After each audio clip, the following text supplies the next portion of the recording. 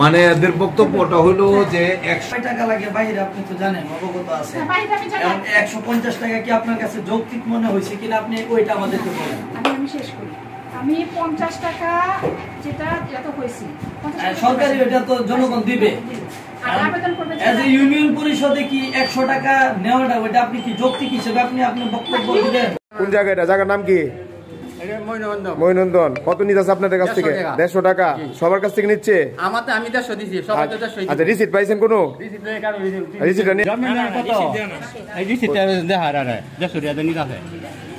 কোনো রিসিট দিছে 150 টাকার? কি জন্য আপনি টাকা দিচ্ছেন? 150 কিসের জন্য দিচ্ছেন? আবেদন করতেছেন। আবেদনে কত টাকা নিচ্ছে? 150 টাকা। সরকারি ফিস কত জানেন? 50 টাকা। এই তো তারা আমরা বুঝেন না, আমরা তো তারা 150 টাকা নিচ্ছে। কে নিচ্ছে আপনার কাছ থেকে? কোন বিষয়ে আপনাকে অভিযোগ করছে? আবেদন সহ সনদ 350 টাকা সরকারি ফি তো 50 টাকা। তারপরে আবেদন করা হয়, সনদ কিন দেওয়া, আবেদন ফর্ম কিন দেওয়া হয়, কাগজ কিন দেওয়া, সব মিলে তার কাছে 150 টাকা। নেওয়ার জন্য সরকারের বেতন দেয়। আপনারা চেয়ারম্যানের সাথে কথা বলবেন, কথা বলে এটা অন্য ব্যবস্থা করবেন।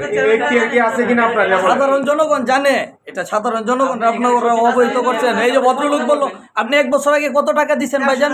100 টাকা। এখন আজকে আইসে কত পাইছেন? 150 টাকা। মানে 50 টাকা তারতম্য পাচ্ছেন আপনারা। এতে আপনারা হয়রানি শিকার হচ্ছেন। তো আপনারা কে বসাইছে এখানে? আপনারা কে বসাইছে এই পোস্টে? কে বসাইছে আপনাকে? 2014 সাল থেকে পোস্টে। 14 সাল পোস্টে। 2014 সাল। এখন কত সাল? আপনাদের কি কোনো নিয়োগপত্র আছে? নিয়োগপত্রের মধ্যে কি কোনো ওনাদের মধ্যে না? আপনার জীবিকাকে যেভাবে আপনারা নেবেন, এটার কি কোনো পরিপত্র আছে আপনার কাছে? মানে কোনটা পরিবর্তন টাকা আপনি যে পাবলিকের কাছ থেকে নগদ টাকা নেওয়া, কই দেখান। মৌখিক নাই। আচ্ছা, ঠিক আছে। বাসা মইনন্দন, থানা সদর না? Thank you. বলেন কোন জায়গায়? গ্রাম চন্দ্রশালাইয়া, ইউনিয়ন মইনন্দন। এই যে উনি আমাদের রানিং মেম্বার। আচ্ছা, উনি কি বলছে? আপনাদের কি চাইছেন? উনি তো কিছু বলছে না। উনি আমরা আসছি আবেদন করছি। আবেদন কত টাকা নিচ্ছে এই বিষয়ে উনি জানেন?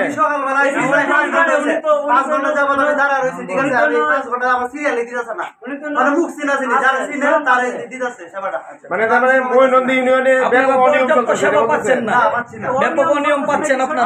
আমরা জানি না, এই বিষয়ে তো আমরা জানি না। এই কারণে আমরা আপনি যেহেতু আসছেন আমরা এখন বুঝতে পারছি। জন্ম মৃত্যু নিবন্ধনের উপরে যে আপনার সাংবাদিক হিসাবে যে প্রশ্নটুকু করছেন, সেই প্রশ্নের উত্তর দিতে গিয়ে আমাদের যে উদ্যোক্তা যে কাজটুকু করে সেটা আমার পরিষদের একটা অংশে কাজ করতেছে এবং সেই কাজের দৃষ্টিভঙ্গিতে প্রশাসনিকভাবে উপজেলা নির্বাহী কর্মকর্তা তাদেরকে মাঝে মাঝে ডাকে এবং সেই দৃষ্টিভঙ্গিতে কথা বলেন এবং তাদেরকে বিভিন্নভাবে পরামর্শ দেন। সেই জন্ম মৃত্যু নিবন্ধনের যে ফিসটা কত টাকা হবে সেই নির্ধারণ অনুসারেই তারা কাজ করার জন্য আমিও নির্দেশ দিই এবং সেইটুকু করার জন্য মানুষের সেবা সঠিক যেন পাইতে পারে সেই ব্যাপারে আমি সবসময় তাদেরকে সতর্ক করেই যাই। এই দৃষ্টিভঙ্গিতে যদি কারো কোনো ধরনের অভিযোগ থাকে হয়তো আমি জানি না, এবং আমার উদ্যোক্তা যে কাজ করে তাকেও আমি বলি যে সরকারি নিয়মতান্ত্রিকভাবেই তুমি তোমার সেই এটুকু নিবা এবং অতিরিক্ত তুমি যেন হয়রানি না করো সেই ব্যাপারে কিন্তু আমি বলছি যে সরকারি বিধান অনুসারে ইউনো সাহেবের নির্দেশ মোতাবেক তুমি সেই কাজগুলি করে যাবে। আপনি বলতেছেন যে আপনার বিষয়টা অবগত না, কিন্তু 150 টাকা ফিস নেওয়ার পর একটা জন্ম নিবন্ধন মৃত্যু আপনার কাছে চলে আসে, আপনি সিগনেচার দেন না? অথরিটি আছে কি নাই? না, আমি ইউনো সাহেবের প্রশাসনিক দৃষ্টিভঙ্গিতে আমি তো আগেই বলছি যে উদ্যোক্তারা যে কাজটুকু করে সেটুকু এই কাগজগুলি আসলে কে কত টাকা দিল না দিল সেটা কিন্তু আমি অবগত অনেক সময় থাকি না এবং আমি তাকে জিজ্ঞাসা করি না, শুধু আমি স্বাক্ষরটুকুই করি এই বিষয়ে। না, সেটা উদ্যোক্তারা বলতে পারবে, আমাকে এরকম কোনো নির্দেশনা দেয় নাই। সেটা সাধারণ মানুষ যদি অভিযোগ করে থাকে সেটা আমার কাছে বললেও হয়তো আমি স্পেসিফিক তাকে বলতে পারতাম যে তাকে উদ্যোক্তাকে অন্যের সামনে তাকিয়ে বলতে পারতাম যে তুমি তোমার যে কাজটুকু অতিরিক্ত নেও কী কারণে নেও, সেটা বলার সুযোগ ছিল, কিন্তু হয়তো সেই অভিযোগও আমার কাছে আসে নাই। হ্যাঁ, এখন থেকে আমি তো এই কথাটা বলছি, যদি অতীত যদি তার কোনো ভুল থেকে থাকে তাহলে সেটা সেই ভুল সংশোধনের জন্য তাকে আমরা বলতেছি যে সেই ভুল সংশোধন করবে। এবং যেহেতু আমি সেই মানে অভিযোগ আমি পাই নাই, সুতরাং আমি সেই সঠিক তথ্যটাও সঠিকভাবে আমি করতে পারতেছি না, কারণ আমার কাছে কেউ অভিযোগ দেয় নাই। অভিযোগ দিলে হয়তো সেটার ব্যাপারে আমি বিবেচনা করতে পারতাম। গত বছর আপনার 100 টাকা ছিল, 50 টাকা অতিরিক্ত ছিল, এই বছর আবার 150 টাকা নিচ্ছে।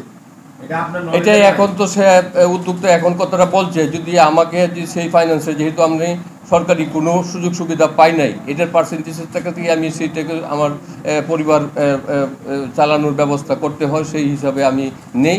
এখন যদি আপনারা সবাই করেন তাহলে হয়তো আমি মানে 150 টাকা নিব না, 100 টাকায় আমি কাজ করবো। জনগণ বলছে যে না না, এটা জিম্মি, এটা এবং উনি মন খুশি মতে 150 টাকা বানিয়ে নিছে, এতে লিখিত কোনো ডকুমেন্ট নাই এবং কোনো ধরনের লিখিত প্রমাণপত্র উনি পেশ করতে পারে নাই। আপনার কাছে মনে হয় না বিষয়টা অযৌক্তিক এবং 150 টাকা নেওয়াটা অন্যায়? এটা যদি এরকম করে থেকে অনিয়ম করে থেকে থাকে তাহলে সেটা অনিয়ম তো অনিয়মের জায়গাতেই থাকে। আরেকটা বলতেছেন যে মানুষের যে চাপ, এটা সবার বেলায় অনেক সময় সার্ভার থাকে না, অনেক সময় সেটা জনগণ কিন্তু বুঝে না, সার্ভার শব্দটা কিন্তু বুঝে না।